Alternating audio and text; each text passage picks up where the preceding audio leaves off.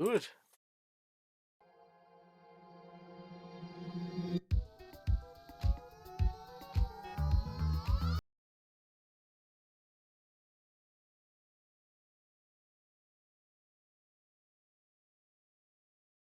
Alright, we starting in style.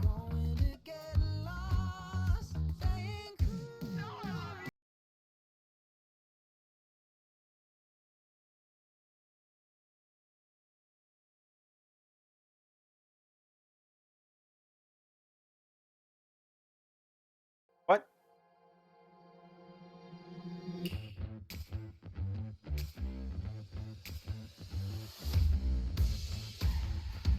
Yeah, Tribeca Game Spotlight. Actually, what this is about, I have no idea. Thank you all for joining us for the second annual Tribeca Games Spotlight.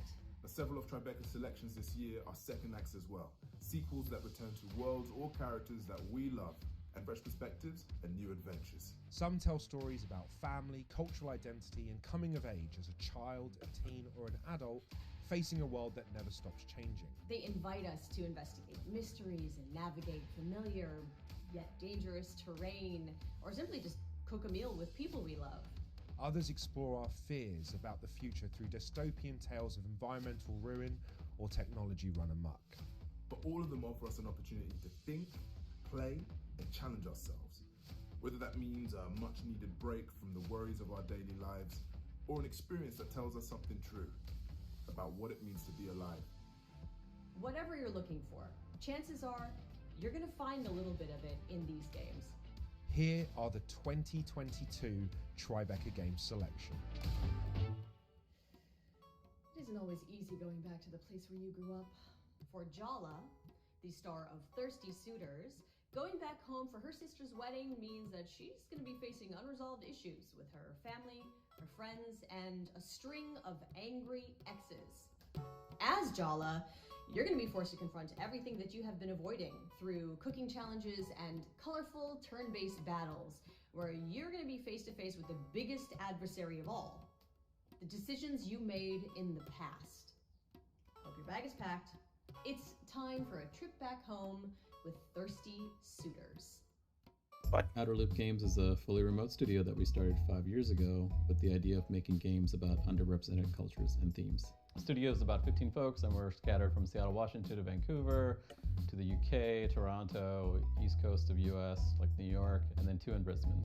Our first project was a game called Falcon Age. It's an action-adventure game about raising a falcon and fighting colonizers. Falcon Age was the first time I personally have ever worked closely with someone else who's brown and South Asian on a team.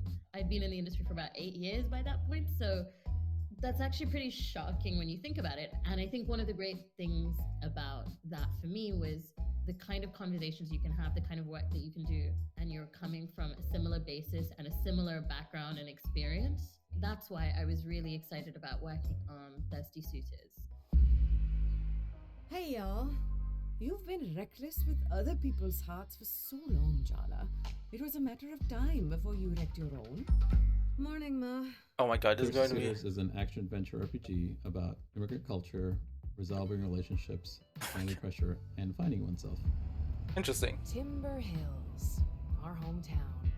I still don't get why we're back here. That's pretty cool. Extremely relatable character. Very, very And interesting. Who's really had that moment of moving away from home and then coming back. She sometimes isn't quite aware of the things that she's doing in terms of like hurting people. Maybe I should just call Tyler and get it over with.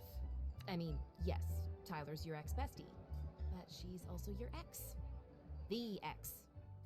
She's kind of a hot mess at the beginning of the game, and that sets up an interesting dynamic for the player to get to know each of her exes.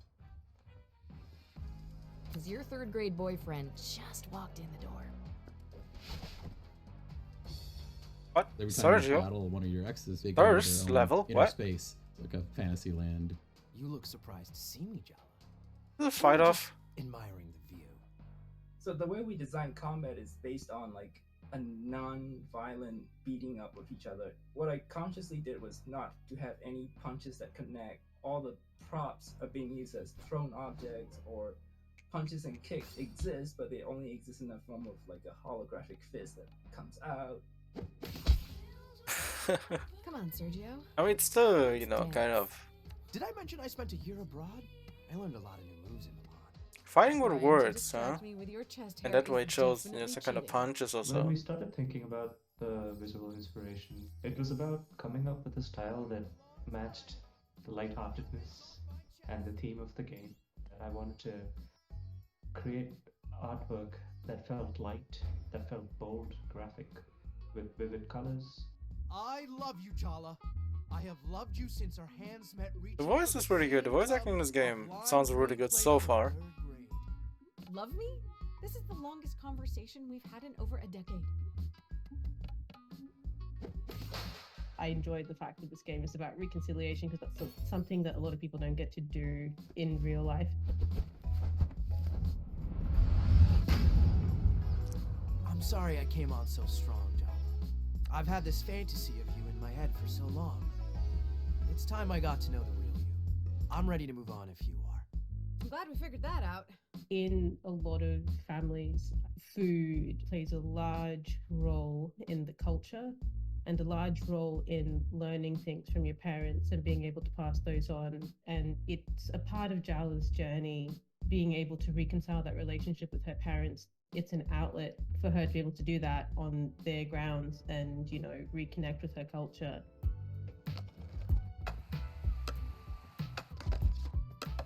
The skating session in our game is supposed to be really easy and accessible.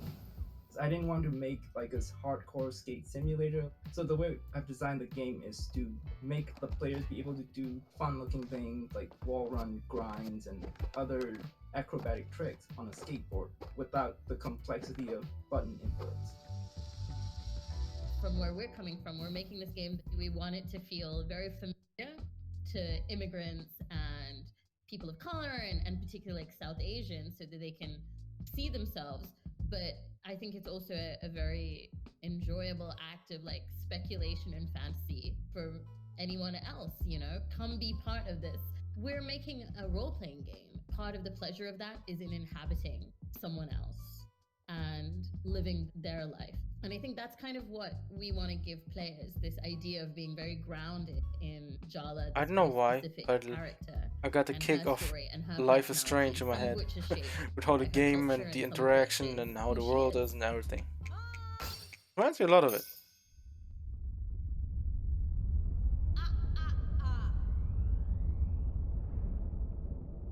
Oh my god. Ah, gone. Imagine a world where the richest people on the planet move to Mars in the midst of a climate catastrophe. In the Cub, that's the question facing a child who has found a way to survive in the ruins of a mutated Earth. But when the ultra-rich return on an expedition, they may get a lot more than what they bargained for.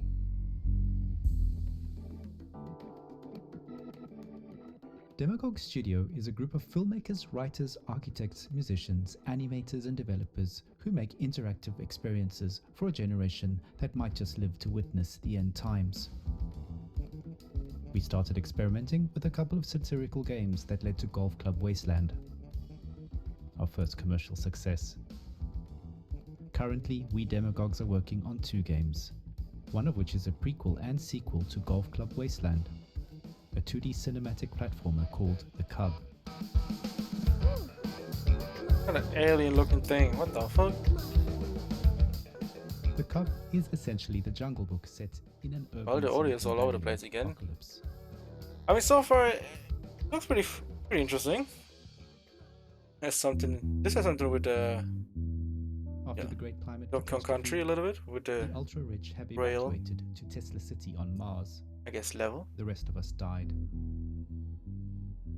Years later, when a research mission revisits Earth, they spot a human Look at these alien-looking things. playing golf. Look at them. So many Upon golems. discovering the Cub, the science expedition turns into a relentless safari-like hunt. The kid ducks and dives through urban ruins. The little barbarian Unless they're not really golems, more like monkeys. They look so weird, man. They look so different. My dude, you literally having a ball on your top of your head without the suit on. Like what?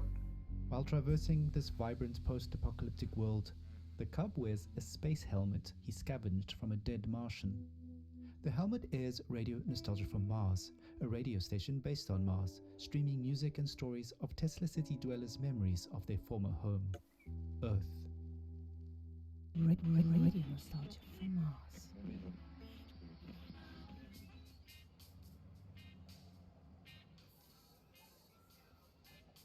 The radio callers are nostalgic for our today.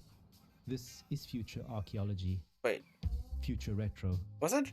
A sci-fi Real life scenario things, that prompts us videos to reevaluate the things put in we the already game. have today, from friends and family to basic things like I air can't be. and It'll probably water. just As Marshall for McLuhan sure. would say, we march backwards into the future. Similarly, the brutalist architecture in the environment serves many non-obvious functions. Brutalism stands for the 20th century and its apocalyptic war history. It stands for faith in large-scale progress through technology that spans multiple ideologies, which led to breakthroughs but also to pollution and climate change. In the 21st century, we have a brutalism of the soul, a reordering of the human psyche through the internet, as exemplified in the millennial pink neons peppered throughout our game's cityscapes, such as digidopamine or doom scrolling. Modernist architecture looks powerful, yet it's already turning into ruins, just as humanity might. It's like an existential game, which I respect The game them is an making it. homage to cinematic platformers such as Heart of Darkness, but also old school Sega games like The Jungle Book or Aladdin. Seen some frames, or more like I'm not connecting as well. The jumping aspect and grabbing. But definitely get fixed. The release. Further inspiration is drawn from classic literature, cinema, and popular culture, a reflection on our commitment to storytelling and world building. The game has numerous interactive objects to find that enrich and inform the narrative, and also poke fun at future and current events at the same time.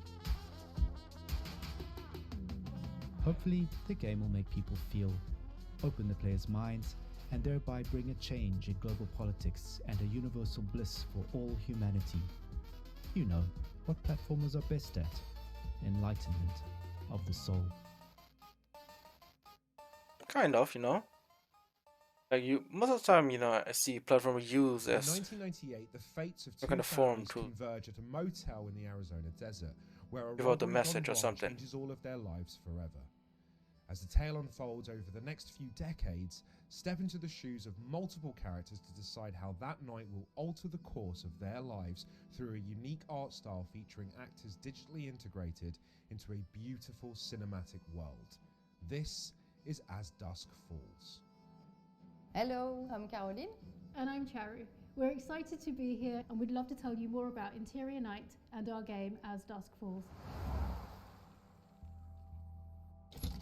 Oh, hey there. Got your car towed back for you. You were right. It's more than I can fix with duct tape and a socket wrench. What do I owe you? Nothing. Your guests. Get it round back, quick. What in the world? On the ground, now! Oh shit. Okay, it's going intense from the get-go. As Dusk Falls is an interactive story. The decisions you make Oh, do interactive have story, okay. consequences. We haven't seen many of. Well, we've seen definitely a The lot, story but is a crime been a drama while. that explores the intertwined lives of two families over 30 years. We have the loving family, the Walkers, So, what's next? License plate game? Another round of row, row, row your boat? and the Halls, which are the more desperate family. Come on.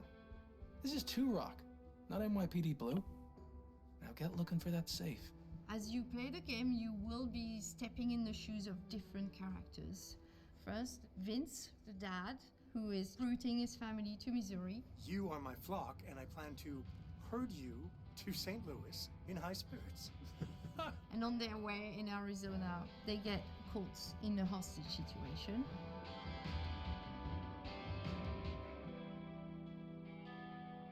There's also Jay, who is one of the members of the other family, the hostage takers, so you get to understand the world from his perspective. Jay! What? Head out of the clouds, little bro. Look, there's enough cash in that safe to put the last few weeks behind us. We stay alive, we keep the house, everything goes back to normal. There's our third main character, who is Zoe, Daddy, are we gonna play? You bet we're gonna play. who you see across the 6 chapters from when she's 6 until she's 19, and she's becoming this young woman.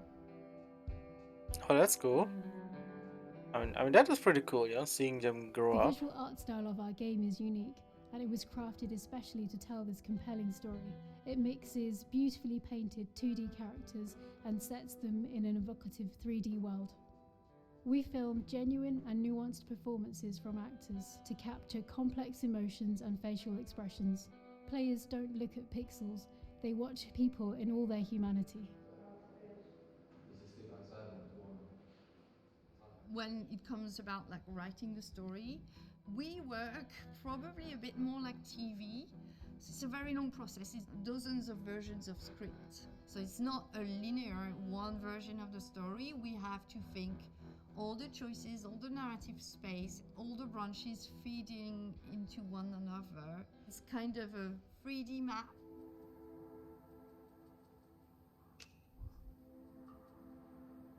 How could you have thought you'd be happier without your family? I mean, without mine, I'd be... I don't know. I guess I just never liked being tied down.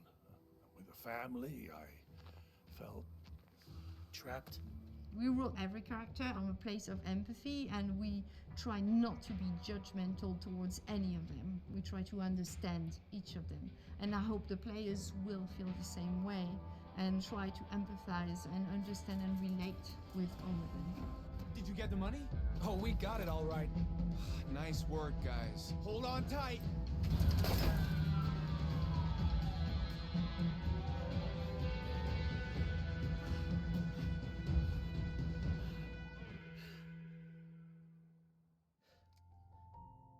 All right, I Family mean, meals are a time not not just too to create bad. memories, I hope it's but to share them. For Venba, the mother be of the success for family, them. cooking is a way to connect to the culture and the life that she has left behind, and pass those memories on to her young son. Each recipe she teaches him is not just a list of ingredients, but a piece of a much larger story about where he comes from, who his family is, and the challenges they face. Here's a taste of what's to come in Venba. How did you get started in game development? Well, basically, I took a quiz online to figure out what my career should be back when I was in high school, and after I did the quiz, it said I should be a video game developer.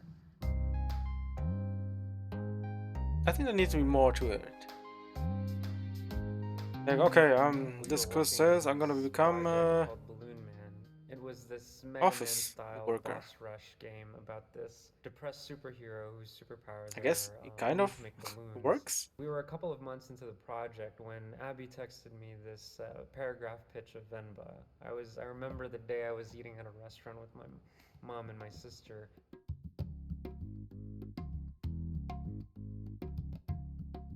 Venba is a narrative cooking game where you play as Venba, who moves to Canada in the late 1980s.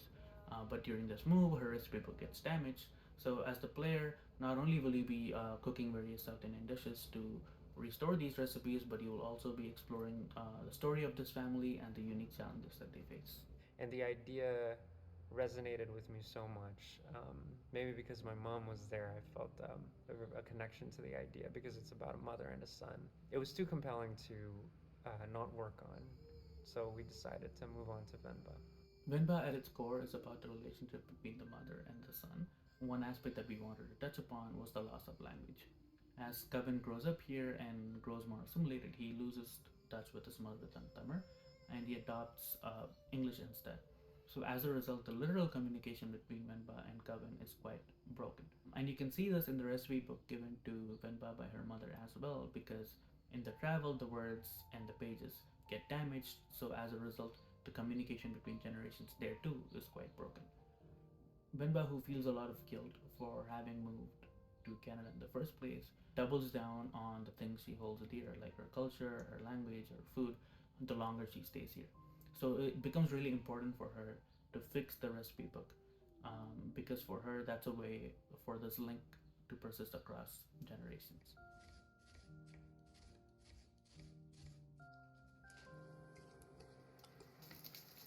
In our household, we very rarely ate outside food, so cooking was very important. Everything was made from scratch and daily. And unlike Venba, there were no recipes. Food was just made by testing, taste, improvising, and asking around. The cooking gameplay specifically was a big challenge for us. Most cooking games that we know take a lot of the physical elements of cooking, like chopping an onion or flipping a pan, and turn those into actual gameplay mechanics. This didn't really fit the theme in the story of Venba, and that's where the damage recipe book idea came to fruition. We thought that a puzzle-based cooking game made for a much more compelling and appropriate gameplay mechanic.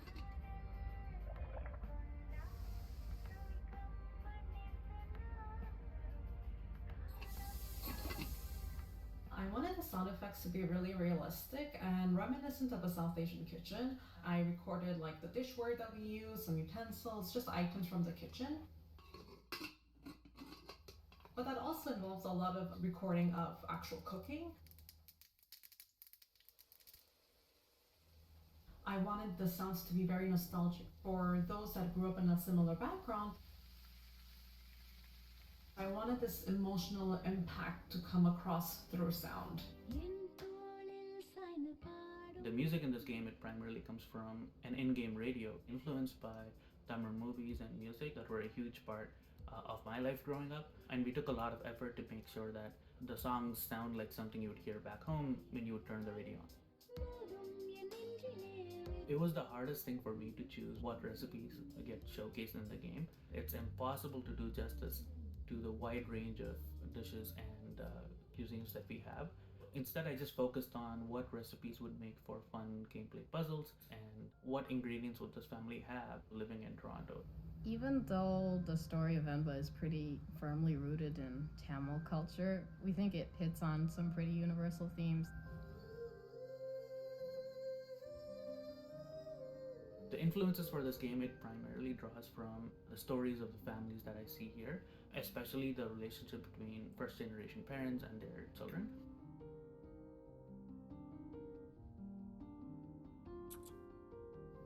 We're hoping that in the future we'll keep being able to tell these kinds of intimate stories through gameplay. That's pretty good. It's pretty good. You know, maybe it'll make you want to call your mother in the end.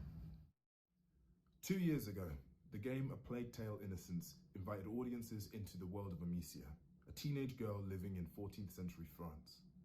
As Amicia, you had to use courage and cunning to protect your 5-year-old brother Hugo from soldiers of the French Inquisition, swarms of rats carrying the Black Plague, and the supernatural evil coursing through Hugo's veins. Now, Amicia and Hugo are back in a new adventure called A Plague Tale Requiem. Get ready for hand-to-hand battles on ruined castles, thrilling adventures on the high seas, and yes, more rats than ever. Oh yeah, remember this story with all these rats. Jesus. A really good storytelling.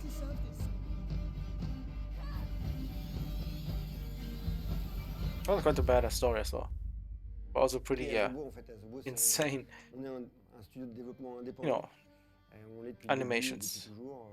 Au départ, c'est 12 passionnés qui fondent le studio limite dans un garage. Évidemment, aujourd'hui, on est 250, mais on a été rejoint par 250 passionnés aussi.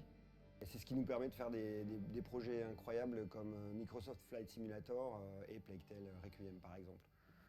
Is it? The bite, yes. They've knocked the arena down. They let them die here. Starting all over again. Plague Tale, c'est notre bébé à nous. C'est en tant que studio indépendant, c'est la première fois qu'on se lançait vraiment dans quelque chose on va dire de personnel, d'intime à l'équipe. On a commencé vraiment de la feuille blanche au départ. Donc on voulait un jeu d'aventure, un third person action adventure. Et on s'est dit qu'en fait notre meilleure chance c'était de partir de notre spécificité de français en fait. On est dans un pays chargé d'histoire, Bordeaux est chargé d'histoire, on vit tous les jours dans des murs qui ont plusieurs centaines d'années. Et c'est quelque chose qu'on manipule avec justesse, et ce qui nous a permis de donner au jeu une identité vraiment forte et de s'écarter un peu du côté heroic fantasy et d'aller dans quelque chose de plus cru qui correspond exactement à la nécessité de construire une histoire qui s'ancrait dans le réel pour mieux partir dans le fantastique et dans l'émotionnel quand c'était nécessaire. I don't know what's happening to me, Lucas. I feel my mind going. Une grande sœur, un petit frère, c'est quelque chose qui résonne en nous, qui va parler un peu à tout le monde. Et donc ça a été vraiment le point de départ. Hugo et Amicia, ça a été les premiers personnages qui sont nés. Amicia, la grande sœur, et sa manière d'appréhender un petit frère dont elle n'avait pas la charge et où tout d'un coup elle va en avoir toute la responsabilité. Hugo, qui est un jeune enfant qui ignore tout du monde et en réalité est chargé d'un pouvoir et qu'il dépasse. Et comment ce duo va grandir ensemble et réaliser l'histoire beaucoup plus grande qu'eux qui est en train de se réaliser et dont ils sont les acteurs principaux. It's bleeding again. Yes, we should fix that before it gets infected, I guess. Amicia, donc, c'est une jeune fille, c'est pas une guerrière, donc le gameplay de Plague, c'est un gameplay plus orienté sur l'infiltration et la survie. Le but étant toujours d'être plus malin que ses ennemis pour survivre, que ce soit les rats ou des ennemis humains. Après, Amicia, il y a des moments où elle va devoir combattre, elle va devoir faire face, donc avoir des phases plus orientées action, plus orientées combat. Toutes ces phases-là construisant un rythme narratif qui vient servir l'évolution du personnage, donc son rapport à la violence, son rapport au monde, à chaque fois est nourri par la variété de ces séquences-là. Le contexte de la peste était intéressant parce qu'il était vecteur d'émotions et de danger pour les enfants. Mais incarner une maladie, c'est jamais très évident, surtout dans un jeu vidéo où on doit avoir une adversité et pouvoir lutter contre quelque chose. Donc on a utilisé la représentation la plus symbolique de la peste, qui était les rats. Ça faisait une belle incarnation de la maladie, mais pour que ce soit impressionnant et qu'on ait cette sensation de propagation, il en fallait des milliers. Il fallait qu'on ait ces rats qui se déversent dans les champs, dans les forêts, pour montrer la maladie qui progresse et qui rabâche tout sur son passage. Donc les rats sont une version amplifiée d'une maladie qui se propage. C'est à la fois une menace mais un outil pour Amicia, c'est-à-dire que grâce au pouvoir d'Hugo, grâce à ses outils à elle-même, elle va pouvoir utiliser les rats pour progresser parfois, mais souvent elle va devoir faire face aussi pour trouver un moyen de les traverser sans se faire dévorer. On écrit nos chapitres un peu comme des épisodes. Cette impulsion qu'on a quand on regarde une série, la retranscrire en jeu vidéo, c'était essentiel pour nous. C'est une technique d'écriture assez large. C'est vraiment une architecture globale qui vient rythmer tout le jeu et bien sûr la narration vient se coller à ça au plus près. Alors chaque fois avec des challenges différents, parce que sur les phases d'exploration, on a toute la liberté au niveau des dialogues, etc. Parce qu'on sait que dès que le joueur va rentrer dans une phase de combat, là il va être beaucoup plus focalisé sur ce qu'il est en train de faire. Donc c'est à nous de pondérer, de se dire ok, ce qui est important, on va aller le raconter plutôt ici. Là on va laisser faire le gameplay. Et donc tout ça se fait avec Kevin. Enfin voilà, c'est une discussion qui est permanente au fil de 3 ans de production, constamment de faire évoluer le jeu autour de ça. You should sit down. Oh, so that's all you have to say? Come on. You can do better than that. You have a whole garrison here, why don't you really let yourself go? Stop. No! Do you see the situation we're in? We were just supposed to get herbs. Faire plein de projets nous a obligés à avoir des outils à la fois à la pointe de la technologie, mais très modulables. Et le fait d'avoir par exemple notre équipe engine à la maison, ça nous permet d'aller les voir directement et de dire on a un challenge relatif au jeu qu'on est en train de développer et il nous faut un moyen de le solutionner. Et ça permet d'atteindre des prouesses comme par exemple les gigantesques hordes de rats qu'on voit déferler sur les villes dans les trailers ou des choses comme ça.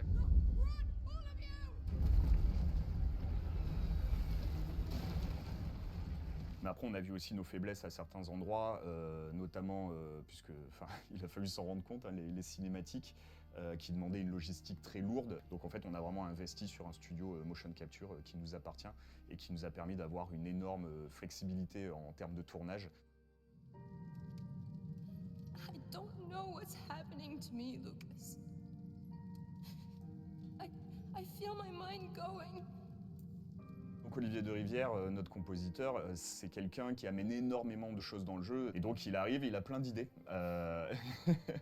Et là, on parle vraiment d'émotion. I'm not talking a lot because I try to listen to what they're saying as well, but also it's quite interesting, you know, to like all these games are, you know, Et on regarde le maybe level en passion face, or la séquence not. en face, on se dit tiens, c'est Just super like, ce qu'il a yeah, fait, mais nous on n'est pas au niveau du coup. talking too Donc il va much. falloir se battre un peu pour remonter nos trucs et accompagner. You're kind sa of musique, bad. parce que, ça You're va talking dans right le now. sens.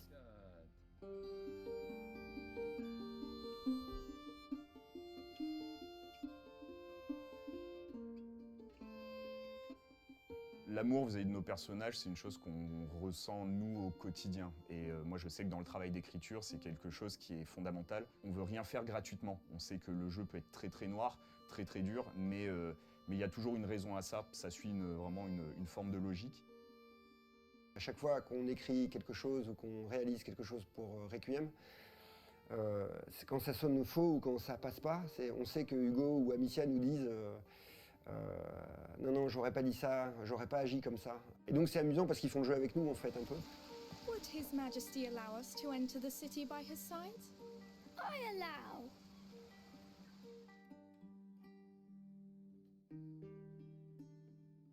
I guess Plague Tale, huh? More of that. When Cuphead came out in 2017, the first thing people noticed was the distinctive cartoon art style, inspired by the golden age of American animation, where every frame was drawn by hand. Yes, Now, cartoons. is back with a new adventure called Delicious Last Course, with a whole bunch of new enemies and ways to die, and a new heroine named Ms.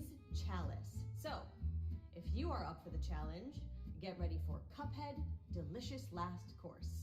Oh, I've seen it 3 times. I guess seeing more of it is good. I guess this is just more Cuphead. Probably, I mean, this is probably different. I guess different gameplay now.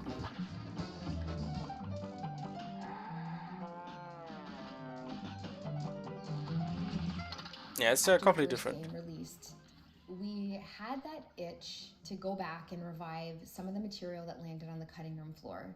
Well, looks like it's bon voyage to our old pals Cuphead, Bugman, and the lovely Miss Chalice.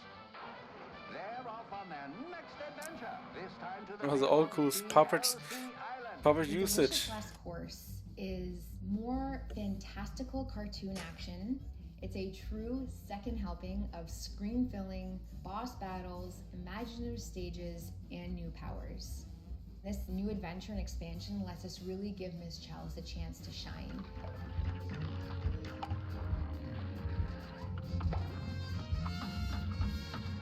You're seeing a lot of new gameplay. Well, this one is not really new, but you know. Of heroes, this was our opportunity to further explore animation, music, gameplay homages, all of which we didn't get to in the first game.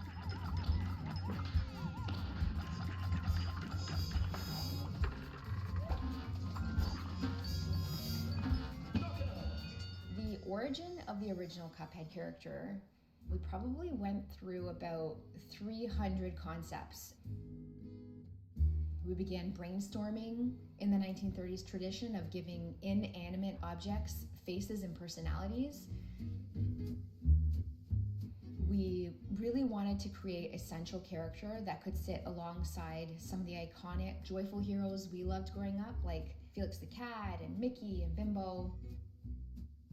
And then one day we just had one of those amazing aha moments when a loose sketch of a silhouette of a cup and a straw began to take form that would eventually become Cuphead.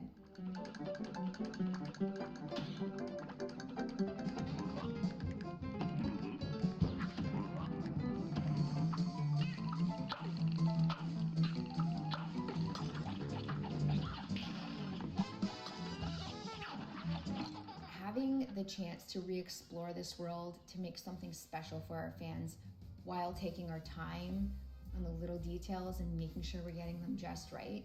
In so many ways, Cuphead, game and character, has been with our whole team through life's many changes.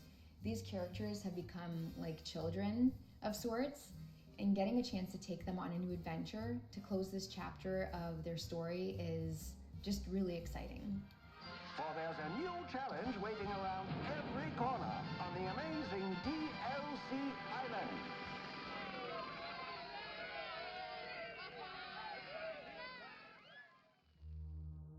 Oh. 2016's Oxenfree Wait, introduced it's just a more cover supernatural stuff. In the coming-of-age story I thought of it a was already teenage girl known, named Alex and her but some, friends I guess, celebrating the end of a or fleshing school out year how the in character came mysterious to Edwards be. Island, contemplating their futures and accidentally opening a ghostly rift.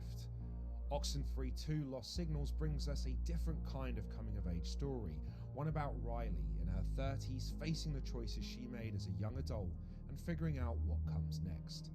This is Oxenfree 2 Lost Signals.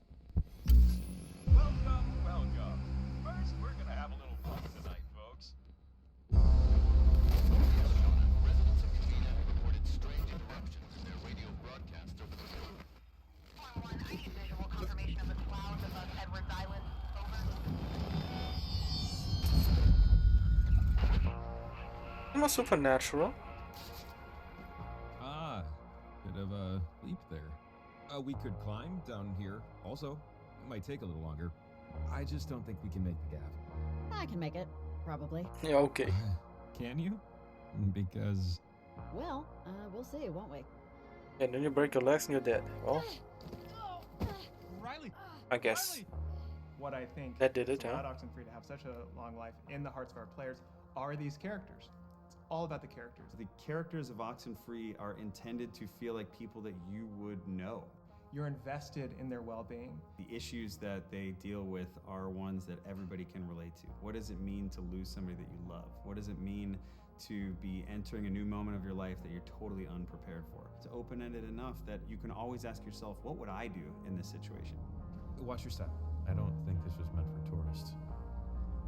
It's, sort of pretty, in a way. No, it's amazing. In another life, I would have been a geologist. Or took at least an intro to geology course, you know?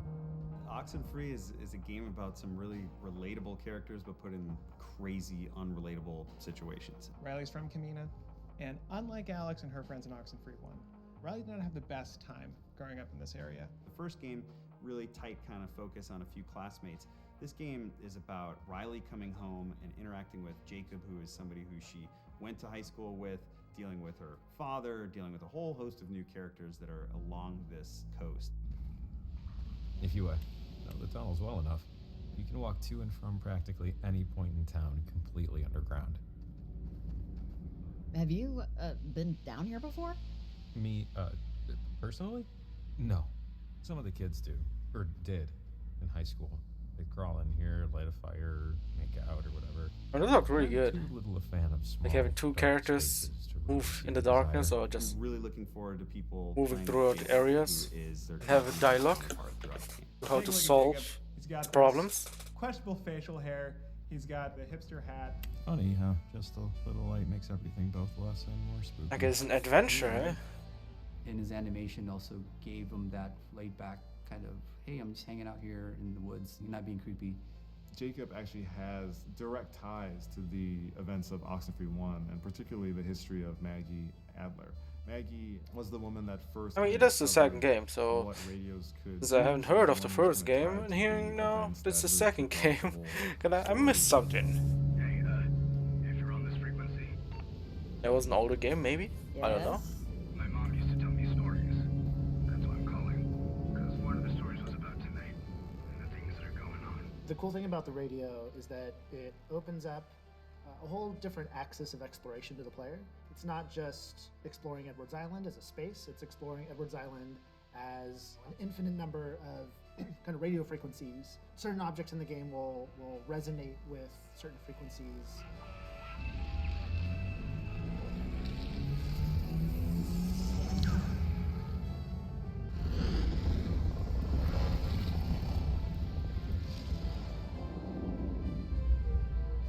Hey, it worked, I think. I mean, we're not dead. The alternate timelines in the Oxenfree universe are really interesting because it allows the player to explore the possibility of going back and changing the past. I think we're back when the mine was somewhat operational. I don't think anyone's around. Let's, see if the time tear opened anything up. The player gets to open these portals in time and go through them and talk to these other ghostly characters. Portals are getting open when they don't want it to happen, and so they've got to deal with the ramifications of that. Portals are fascinating, very beautiful, very mysterious, but ultimately very dangerous. Jacob? The stakes are very high for this one. One, we've got a new set of antagonists who are actually actively trying to open a portal on their own for some nefarious reasons. But two, while that is happening, we're seeing tears in time. Those tears are allowing things from completely other timelines to start coming in and out of our timeline. It's going to be much less about some localized little thing in this town, and it's more about the fabric of time and space kind of melting down. I mean, look, when you're messing with the time-space continuum, that's just a bad idea. Riley, come in, Riley. Can you hear me? Riley? Riley, are you there?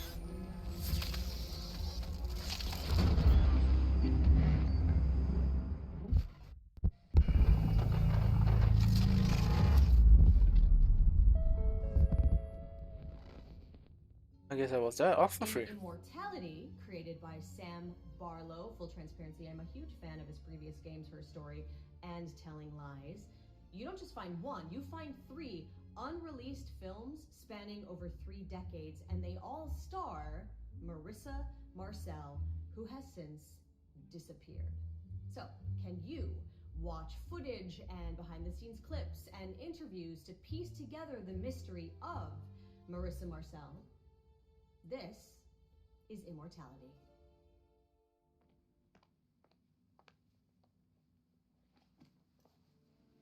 What is your name?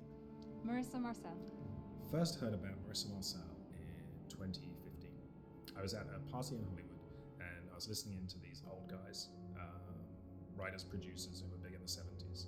They were swapping war stories, gossiping, and one of them brings up the story of Marissa Marcel, this actress who shoots 3 movies over 3 decades, and how none of the movies ever comes out. I was interested, and after the party, I went home and I Googled and found very little of anything online, but I was intrigued, so I continued to dig and attempted to find something. Hey, my man, do research. From the movie that you just finished shooting, it is finished, right? Yeah, it's finished. Yeah.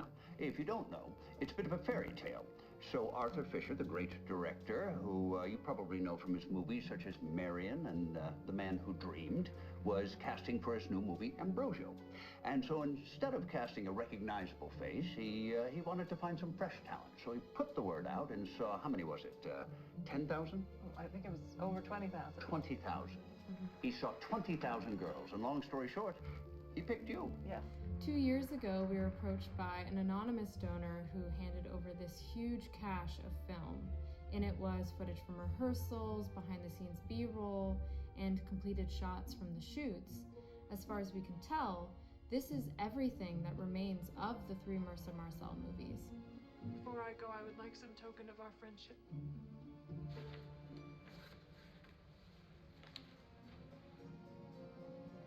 You could have walked away from this. We brainstormed how best to use this footage, how to make it available to the world. So first we very carefully cleaned and scanned all of the film, digitizing everything. But there were enough gaps where we weren't able to cut full movies. So we took some of the ideas from my earlier games, Her Story and Telling Lies. The idea of a more exploratory That's a way lot of work. film stories. But just and to we find that, you know, it's like a mystery We created in virtual video format. Well, More a you game could format. As if you were back in the editor's suite with Arthur Fisher or John Durick. And to build on this idea, we came up with a new mechanic, a kind of visual concordance. Does this work as a confession? Exploration by match cut. Good work. When you're watching, at any point you can stop and point to an image, an actor, a prop, and the system will create a match cut to another piece of footage with that image. Now it's worth more. So you kind of surf through the footage in a way, following a breadcrumb trail of visuals, creating your own montage. It's both expressive and exploratory, like the best of video games.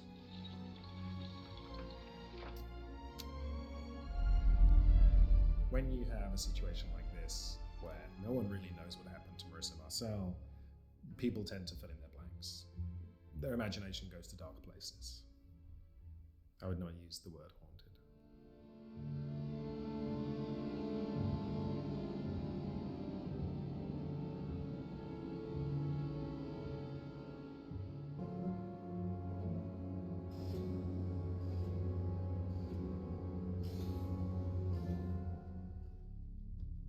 Do you ever wish you lived in a simpler, safer, more optimistic time? Trevor Hill does. He lives in Arcadia, a utopian American town in the Oh, it's 1970s this where game. the future seems brighter than ever. Like the other With the citizens American of game. Arcadia, he is a contestant on a reality show where viewers are secretly judging his every move. When Trevor learns the truth from a rogue technician, he goes on the run. But how do you escape in a world where everyone is always watching? En American Arcadia, nada es lo que parece. Now in its 55th season, American Arcadia. What the hell? Es que Arcadia es en realidad American el show más Arcadia. visto del planeta y está gobernado por rankings de popularidad. I'm wondering how the game works. On camera 4025, interrupt broadcast immediately.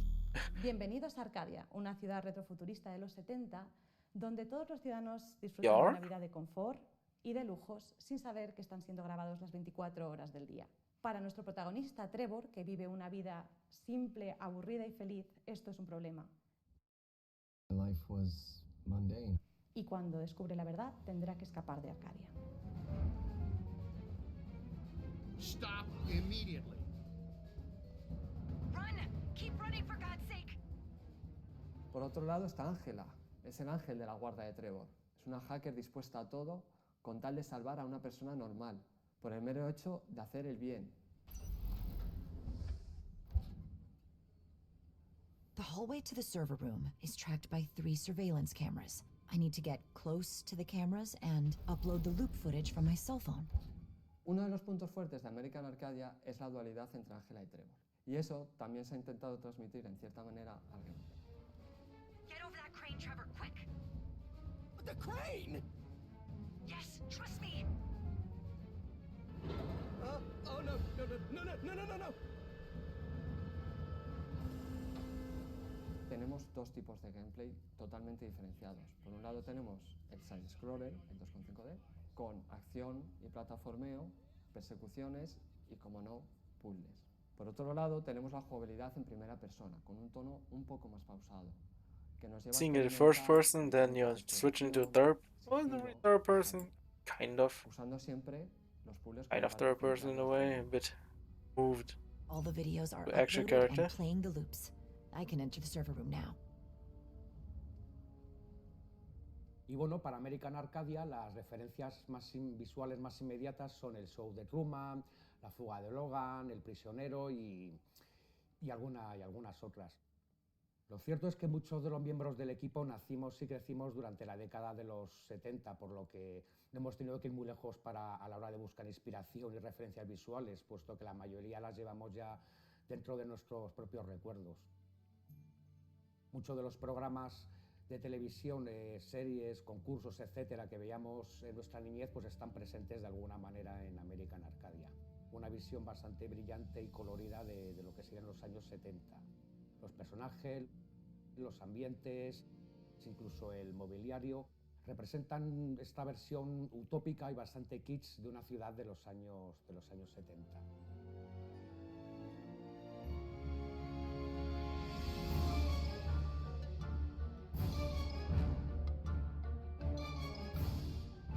Siempre me gusta tener un tema principal para el juego y diferentes leitmotivs para los diferentes personajes que se van uniendo en una única banda sonora donde se van mezclando y representarán los dos mundos, tanto el de los 70 como el del futuro, mezclando elementos electrónicos y orquestales. Hey, I can't see anything in here. Jeez, man, just hug your teddy bear real tight while I try to turn on the lights, okay? Okay, is that better? Now, let's try to find a way out of here. Trevor, are you wheezing? You're in terrible shape, man. Did you get any exercise at all? No, not since PE in high school. Because of my metabolism, I don't easily gain weight, so I don't usually do any. Okay. I'm not here to judge your lifestyle or your dietary habits. Just save your breath and keep going. In American Arcadia, what we want to tell is that you don't need to live just for getting likes on social networks. Just do the things that make you happy. You don't need to care about what the others think. Okay. I mean, I want to see what this game's going to be about, right? But I guess that was it, huh? We're running credits already. Okay, great. All right. It was good. With some deep stories going on, some deep games with good stories, but also some, thought-provoking games.